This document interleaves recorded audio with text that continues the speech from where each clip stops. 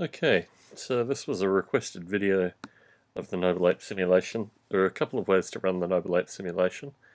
You can either run it through double clicking on it, the app at least, the Mac version of this, and this is kind of interesting. What you have here is a map where you can select the various apes. Now you see over here skeleton of the apes. As we can move through the different apes, see they all have different skeletons. The skeletons are normalized currently, which means that they're all the same. They're all drawn to the same height. It would be kind of nice if they were representing the actual ape size, but you can see the different bone structures. And the bone structures correspond to various movement abilities and things like that. So there's a genetic mapping of physiology. So apes with longer legs, for example, can move faster and these kind of things. There are underlying organs as well, and this is some of the work Bob Mottram is yet to do, or is working on. This might actually be something that Marie Camacho could pick up as well. Marie's a nursing student, so some of the physiology, the organs, this kind of stuff might be of interest to her. So here we have simulation. This is the make it large, so you can see. There we go.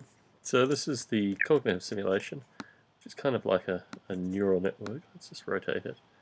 So this is a 32 by 32 by 32 grid of points, and there are two underlying mathematical equations, one representing a kind of reactive fear. We can almost describe that by dragging the ape into the water.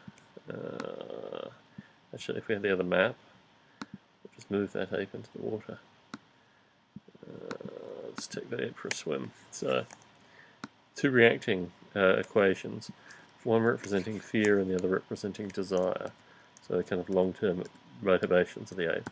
So what you see here is actually a contour map of what's going on within the brain. So these surfaces represent kind of a contour map like you'd see on a standard, like a topological map or something like that, basically. But here they represent the contours of the cognitive simulation. In addition to the cognitive simulation, there is also the language simulation. So here we have the language. This represents the external language, i.e. what the ape will say to an external ape, and this represents the internal language. It's not particularly detailed currently. You need to run the simulation for a number of simulated days, basically, where the apes will have interactions with other apes. So this gives some overview of just what you see. You have a weather simulation here as well. You can turn off actually drawing the weather simulation. Makes it slightly easier. So this is currently night time, the starry night. This is the time, direction facing, genetics, and the ape brain cycles per second.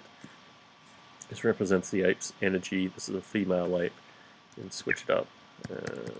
Yeah, it tends to be more women than there are men in the simulation. More female apes than there are male apes. So this is one window into Noble Ape. Another way that I like viewing the simulation is actually through the command line.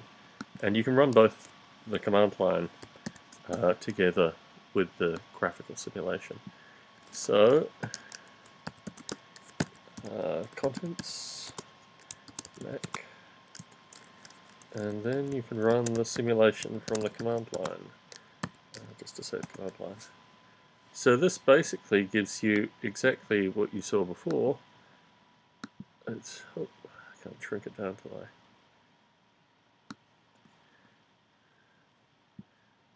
Why is that not shrinking? Actually, no, it's because the window is small.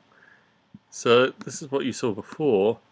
However, you have a full featured command line here. And this is actually run through terminal on the Mac and run on terminal under Linux as well. So there are a wide variety of different different things that you can put in here. So one of my favorites is speaking, actually, the audio file that the ape generates. So you can get it to actually speak out an audio file. But moving on from that, so let's run the simulation ongoing. So it says run forever. Basically what it does is just runs the simulation through. And you can see it's running very, very quickly, which is one of the benefits of the command line. So we see 8 brain cycles per second. Yeah, look at that. Substantial number of 8 brain cycles per second. So it's really humming. And you can see basically the simulation's running. You've got various populations. So all the apes in the simulation have double-barreled names. So, for example, you can say watch, and this gives you the statistics associated with Kurt Brooks Wood. So what they're doing currently, these are the episodic memories, what they're paying attention to currently. Say watch off, I think, which will turn it off. Let's have a look at the health events again. So you can say you're just interested, it should be done alphabetically, I guess. You're only interested in social events. How do you do that? Event social. So what you can do, let's just show events. This shows all the events as they occur. So this is just a whole lot of eating seaweed. So turn the events off. Then you say event social, and it'll only give you the social events. So when you have apes interacting with other apes, you can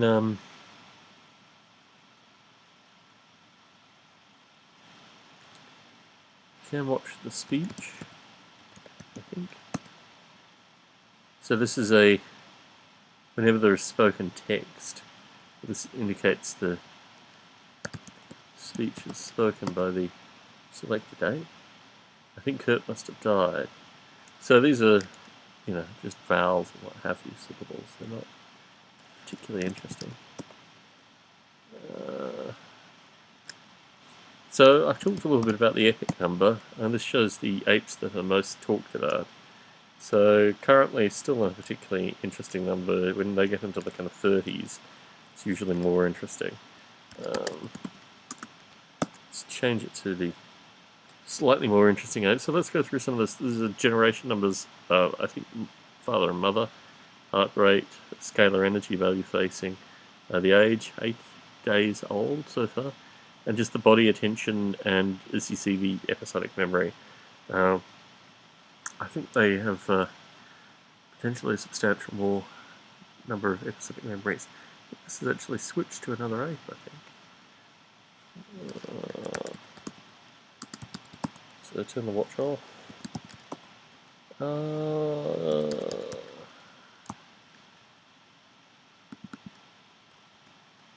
So we're still getting social events through this, I guess.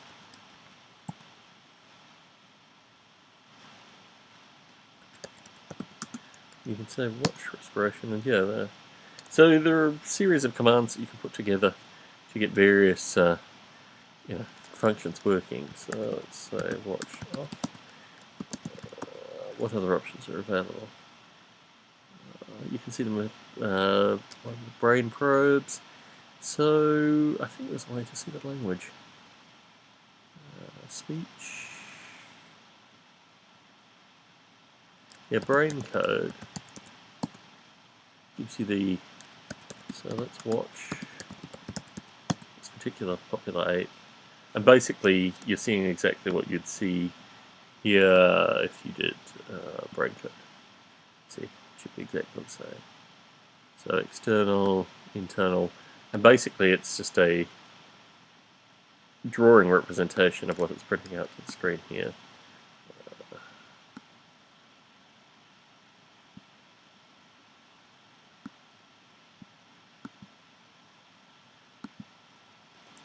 So you've got to leave it running for long periods of time before really you get anything interesting out, which is kind of difficult in this kind of demo.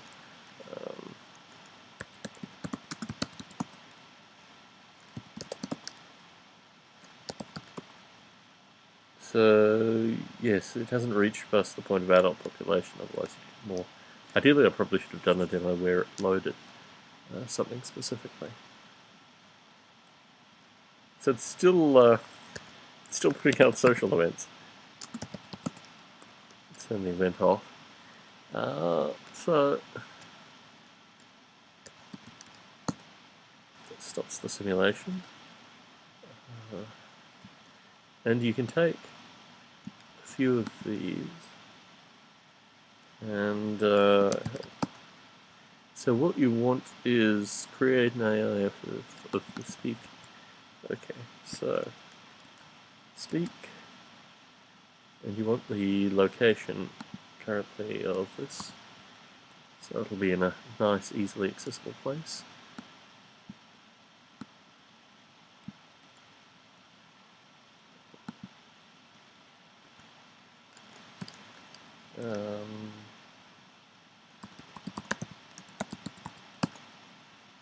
So that should create an audio file.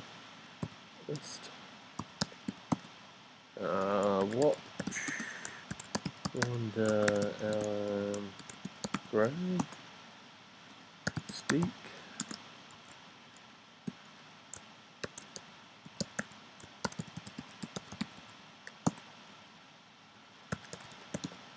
So we're just watching a few of these so we can compare.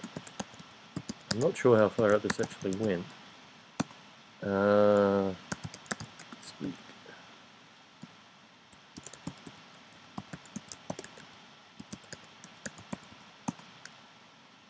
Let's find a male. Hubert Hall Reed. So watch Hubert Hall Reed. Is that the dude? Yep, that's the dude. And you can say speak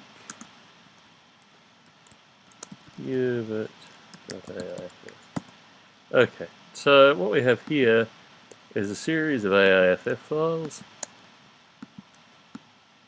And we drag them into our friendly podcast editing software. And it was for some time. I'm not sure how different these will be. It's been a while since I've looked at the speaker code.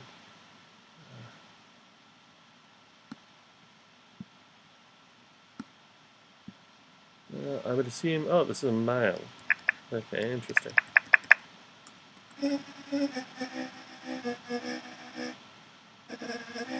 So obviously there's a lot to be done with the speaking. This is just basic output.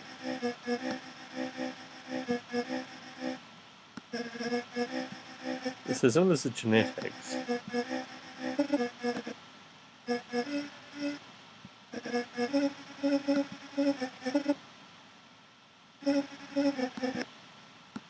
This is Wonder Allen. Yeah, there's not a lot of genetic diversity really through this.